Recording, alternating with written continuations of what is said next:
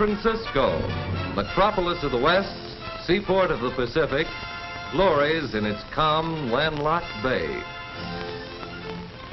As far back as 1856, men dreamed of linking the city of San Francisco with the east shore of the bay. The steady growth of San Francisco and the Oakland area emphasized the need of communication. As the years passed, many proposals were made, but it remained for modern science and engineering to overcome almost insurmountable obstacles and make the dream come true. Today, there towers over San Francisco Bay a realization of the century-old dream. A 6-lane double-deck bridge, 8 miles long, connecting San Francisco with the Oakland-Berkeley area, spanning the largest major navigable body of water ever bridged. The West Bay crossing is a twin suspension bridge with an anchorage in San Francisco, a central anchorage, and another anchorage on Yerba Buena Island.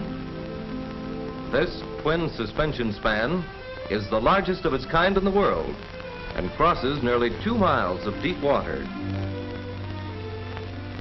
A tunnel through the island connects it to a cantilever span on the east side, which in turn is connected to the east shore of the bay by a number of through truss and deck truss type spans. Building the cantilever and suspension sections was a challenge to American ingenuity. A novel method of sinking the foundations was employed. Steel cutting edges, towed to location between working docks, were built up with hollow steel cylinders.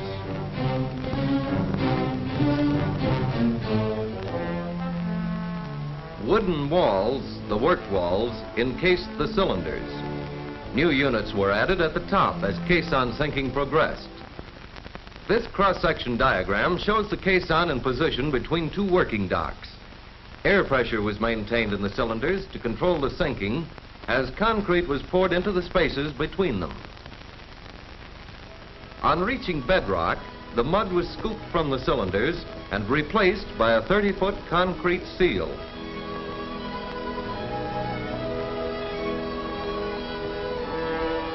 Thus were built the deepest foundations ever undertaken, some as deep as 242 feet. On these unique foundations, concrete bases were built to receive the superstructure.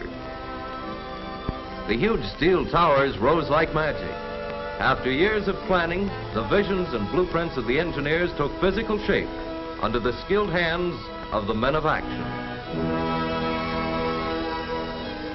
The bridgemen, long experienced in this hazardous business, went about their work, sometimes in precarious positions, expertly guiding the steel into place. Some sections weighed as much as 79 tons.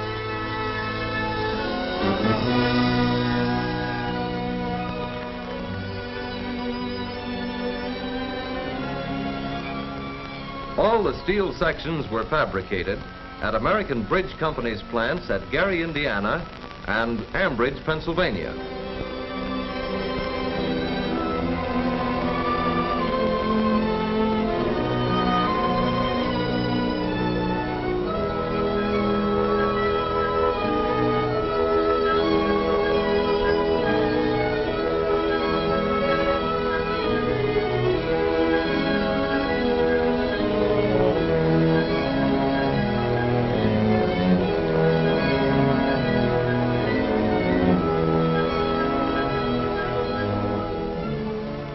Looking toward San Francisco from the center anchorage in the West Bay, 2 of the 500-foot towers for the suspension bridge can be seen.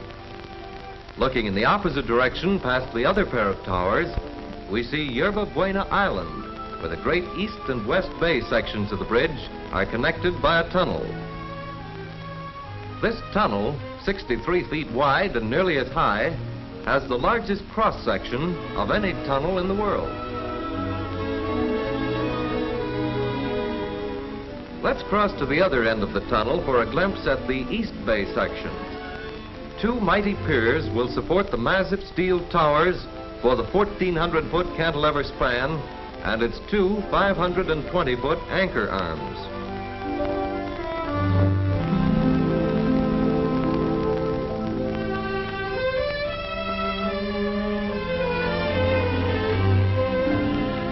High above the waters of the bay, the fabricated steel sections swing into place with infinite care and precision. Building the third longest cantilever span in the world, the longest in the United States, was the bridgemen's toughest job.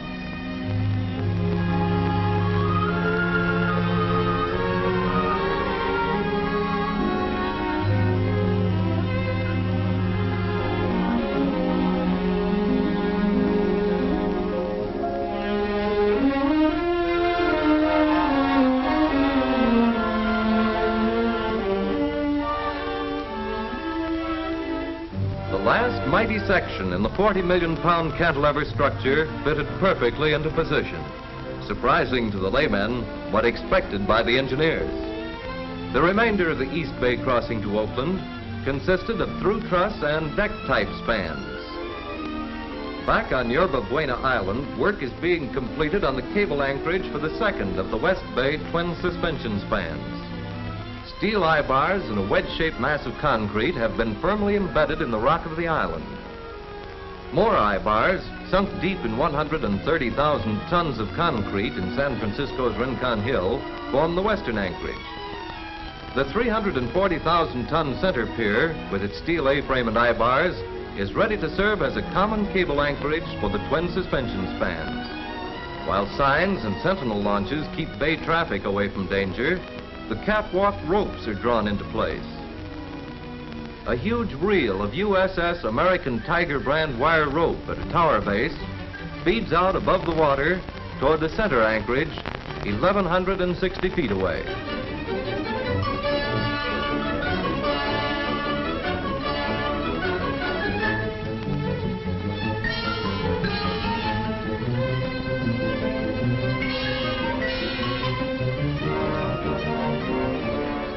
On the tower, 500 feet above the water, bridgemen adjust and secure the wire rope. To provide a firm, safe footing for the bridgemen, a special type of catwalk was designed. USS Cyclone chain-link fence was chosen for its lightweight, low wind resistance, and great strength. This bundle of Cyclone fence will cover a distance of 100 feet.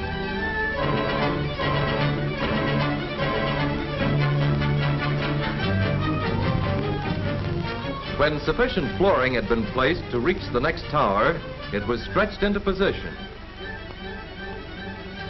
This job calls for iron nerves, for the bridgemen ride the catwalk during the stretching operation.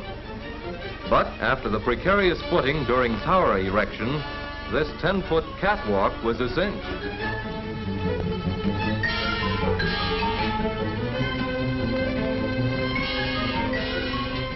Fun, but with a serious purpose, to keep the wire mesh sliding freely as it is stretched over the steel ropes. San Francisco Bay looked like this from the catwalk. Far below, the old ferry boats plow stolidly along, soon to be replaced by trains of electric cars, automobiles and trucks, rolling in an endless stream across the bridge that soars above.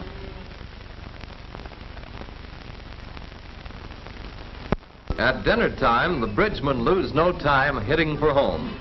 A run along the catwalk to whet the appetite, then the sky ride, and down the escalator, helter-skelter. It's a hard, dangerous job, that of the bridgeman, but he loves it. With catwalks in position, the spectacular job of cable spinning is about to begin. Giant reels of special bridge wire, supplied by American Steel and Wire Company, rise majestically to the top of the anchorages.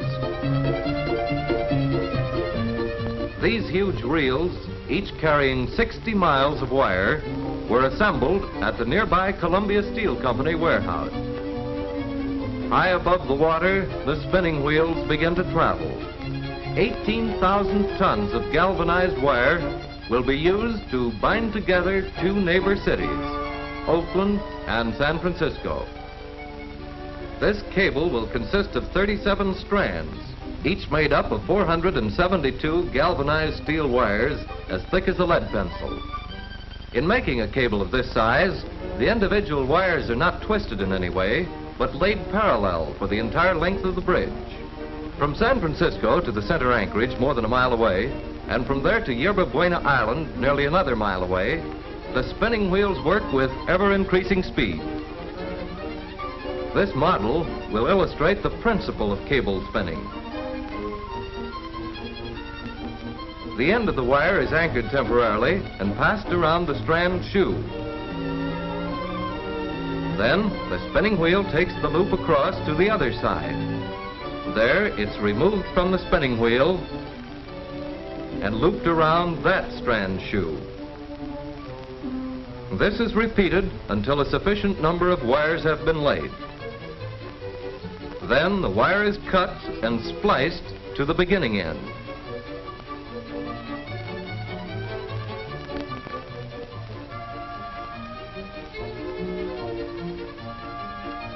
Day and night, spinning continues. Down plunge the spinning wheels toward the island anchorage.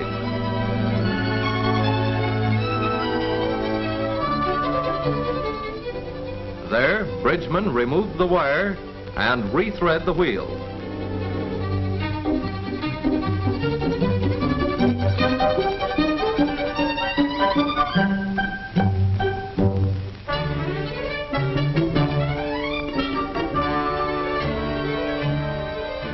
Four cable wires are placed on every trip. Let her go! The end of a coil of wire is joined to the beginning of the next coil by means of a turnbuckle-type splice. Each wire is beveled so that when they're drawn together by the turnbuckle sleeve, the ends fit snugly. The two wires are gripped in separate vices as the workman draws them up with a wrench applied to the turnbuckle sleeve. The beveled ends form a lock and will not become loose unless they are again placed in vices and unscrewed with a wrench.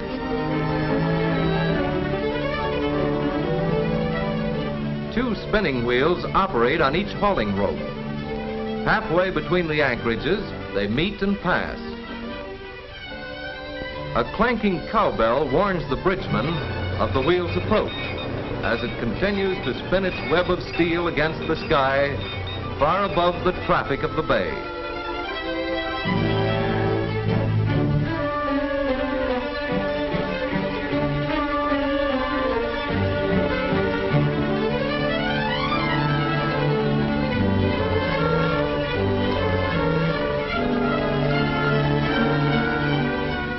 When spinning was completed, the compactor went into action. 6 75-ton jacks in this machine squeeze and bind the strands into a mighty cable 28 3/4 inches in diameter.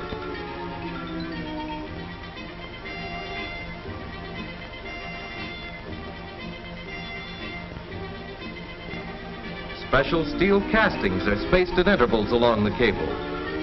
Each carries 2 pairs of steel suspender ropes, cut to length and pre-stressed to support the bridge deck.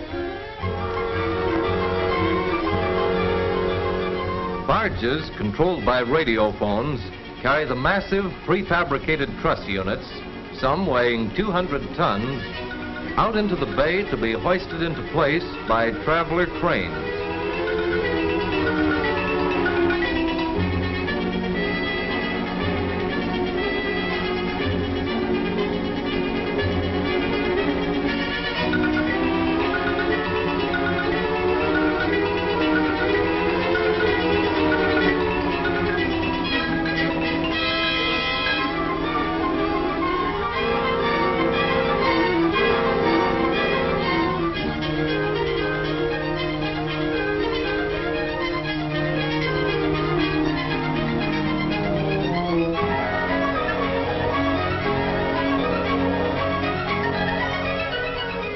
Soon, hundreds of sections had been guided accurately into place in the structure.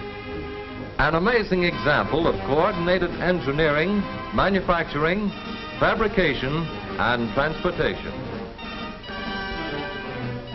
The work of the bridgemen is completed.